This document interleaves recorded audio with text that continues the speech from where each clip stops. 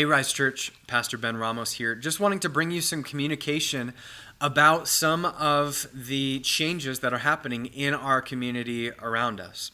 Many of you will note that some of the leaders of Bonneville County have recently come to a unanimous decision that is requiring the use of face masks in public settings and in public places.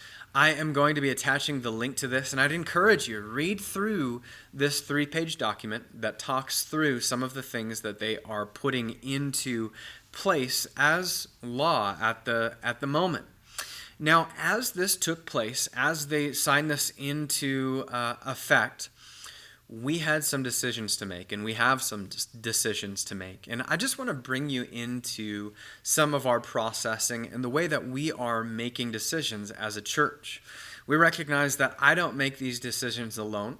I lay them before the Lord. I also bring them before our executive team who help me prayerfully process. And so I want to bring you into some of that processing that I've had with them.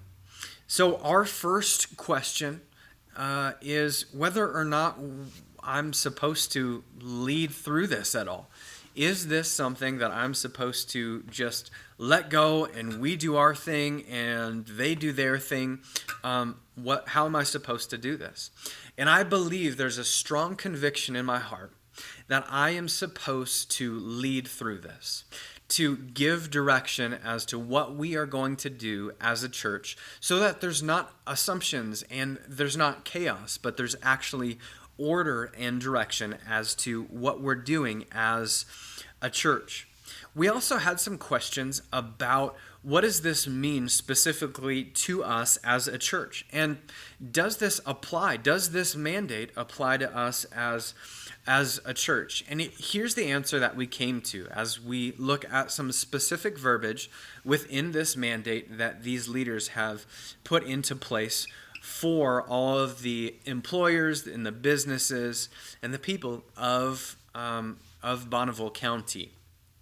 It says, a public place shall mean any place, indoor or outdoor, that is open to all members of the public without specific invitation.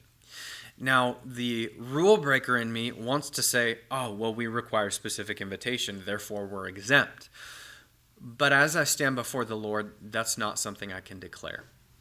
I believe that we as members of the church and the people of God should be giving personal invitation. I believe that's a key part to discipleship. As we are invited into relationship with Jesus, we also invite others into community and relationship with Jesus also. And so, but I believe that Rise Church is also a place that is open to the public, where the public can feel free to come and encounter Jesus.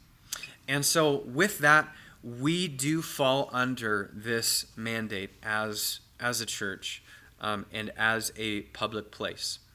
This mandate, signed by leadership, also does communicate the consequences. We recognize that in life, all of our actions have consequences. And so the consequences are these, and I quote, "A violation of or failure to comply with this order could constitute a misdemeanor punished by fine, imprisonment, or both." So there are consequences to not following these guidelines and these instructions that are mandated. We do also note that it does say that people can not wear masks when they are maintaining 6 feet apart, or someone declares medical or mental reasons not to. So we'll be keeping that in mind. The next question that we began to process through as a leadership team is, what about Foursquare guidance? Like, there is a divisional superintendent who is over me, who I report to. We have a district supervisor, as well as a president of Foursquare as a denomination. And on every single level, their encouragement has been to honor the guidelines that are put in place by the leaders of our local communities. And so with that in point, then we begin to wrestle through some biblical aspects. There's the whole biblical concept of honoring our authorities. Romans 13. If you haven't read Romans 13 recently, I'd encourage you to give it a read. We also recognize that within biblical times, there have been different mandates and different requirements that are man-made, and they put into place, and they require for the church to follow by them. And so we recognize that as a reality in the Bible, and the church honored them, and the church continued to worship Jesus and focus on the fruit of the kingdom of God. We're also going to note that there are many different options for our church.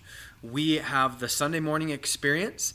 We have online on Facebook, on YouTube. We also have the podcast with a whole bunch of different venues that podcast is being made available. And so there are many different options and many different ways to worship along with our community.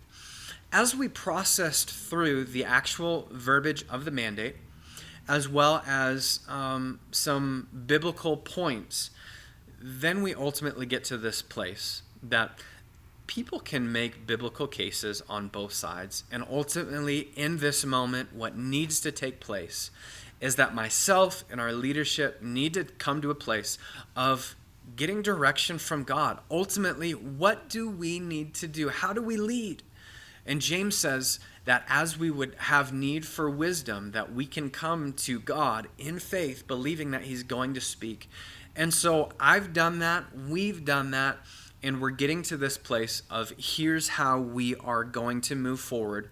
And I believe this is the way that we're supposed to move forward as the Lord would direct. Number one, honoring authorities by requiring masks, right? This is what our local authorities have asked us to do, and we're going to honor that on Sunday mornings as we would gather as a church. And so as people come in, we will have people at our doors, and we will be letting them know of the mandate, letting them know that the authorities in our area have communicated the requirement for the wearing of masks.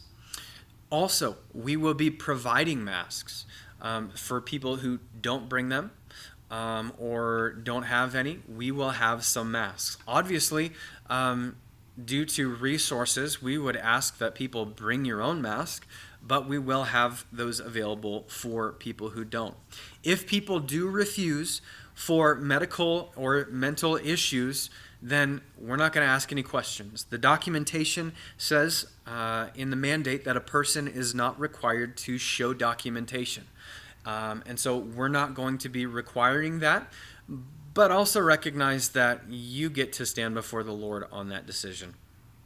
And we'll be letting people do that. And when people do communicate that they don't have, or that they have medical or mental reasons not to wear the mask, that's going to be the end of story. We're not going to be following up with that. We will also be opening the doors in our sanctuary to allow for more space into that coffee area, and hopefully we'll be able to have enough room for sitting 6 feet apart. And so this is how we're moving forward. I feel good about this decision. Always we get to this place of, am I hearing the Lord right or not? Ultimately, here's where I'm at. I have sought the Lord, and I have done it within a multitude of wise counsel, and I believe this is where God is calling us to do. So I'm asking for your support. I'm asking that you continue to worship Jesus with us, whether it be in person wearing masks, or from home, online, or on podcasts, however you may do it. Look, I was just reading this morning in Isaiah, I believe it was 40 verse 28, talking about how we as humans, we get tired, we grow faint, we grow weary, and I feel like that's kind of what's taking place in this time. I'm tired of all of this stuff going on. But there's God, and God doesn't grow faint, and God doesn't grow weary. And when we seek him, he can give us the strength that we need to move through these times. So let's move forward in strength. Let's continue to seek after Jesus. Let's seek for his kingdom fruit, for his righteousness. Let's seek after him. I look forward to seeing you Sunday. God bless.